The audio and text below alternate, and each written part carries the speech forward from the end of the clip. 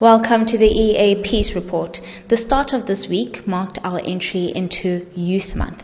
It also launched the 22nd annual commemoration of the National Child Protection Week. 22nd. So South Africa started observing this week every year since 1997, but the statistics for violence against children have only gone up over the years. In fact, BMG Global Health reported in 2017 that South African children experienced disproportionately high levels of violence. Something doesn't add up here. UNICEF published a report that showed statistics collected by the South African Police Service over a year between 2011 and 2012. A total of 50,688 children had been victims of violent crimes. These crimes range between from assault to murder. Keep in mind that these are only the crimes that had been reported, and there are many others that had not been reported, and there are various reasons for that as well. Maybe the child is too young to report or too young to convey what had happened to them, or they've been caused to fear speaking up, or they're just not sure what the results of reporting the crime would yield, or maybe they just don't know where to go to report the crime committed against them. This is a very sad reality because whatever the stats for crimes against children are at the end of a year, the actual rates are estimated to be much higher.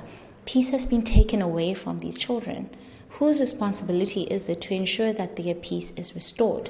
The parents, the community or society? Or maybe it's the job of the Department of Social Development? The department was actually at the helm of launching this year's National Child Protection Week in Gauteng on Sunday. Children ambassadors were at the event to deliver the manifesto for their right to protection, development and survival to be upheld as per Section 28 of the South African Constitution. Whose responsibility is it to see that the promises that are made to these children are kept? Western Cape Premier Alan Winde vowed that a provincial commissioner for the Children's Bill would be appointed by the end of 2019. Will launching this week in the public eye and even calling for this week to be extended to a month and making such promises do something about the risk and protective factors linked to violence against children in our country? A study showed that children are at a higher risk of experiencing violence in households that are neglectful, financially strapped, or exposed to substance abuse, crime, and conflict.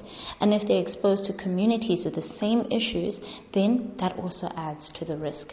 It has been said that the role of a new Western Cape Commissioner for the Children's Bill would include creating a safer environment for children by assisting the government on constitutional matters, penalties, fines, and more.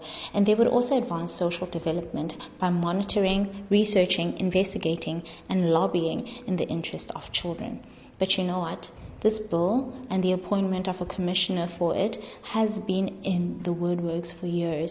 It was first drafted and proposed in 2003. Amendments were made to it in 2009. The following year, up until 2012, the South African Human Rights Commission said commissioners would be established. But 3 years later, it was withdrawn from legislature. In 2017, a newer version of the bill was tabled and opened for public hearings. And then this year in February, the Provincial Legislature's Committee on Constitutional Matters accepted the idea of a commissioner for the bill. However, since there were elections in May, the legislature now has new members and they must still review the idea of a commissioner too before deciding whether or not they're going to approve it. Having a commissioner for the Children's Bill might or might not be a solution. Many things have been said, many things have been tried over the years, but the situation is only getting worse. So what now? What do we do? Will we continue seeing reports of children being hurt or killed and seeing the effects of abuse and neglect reflected in society? Because these effects no doubt also have a hand in the ever-growing statistics. What must be done to make every day National Child Protection Week? We want to hear from you. You're watching EA. Spread the word.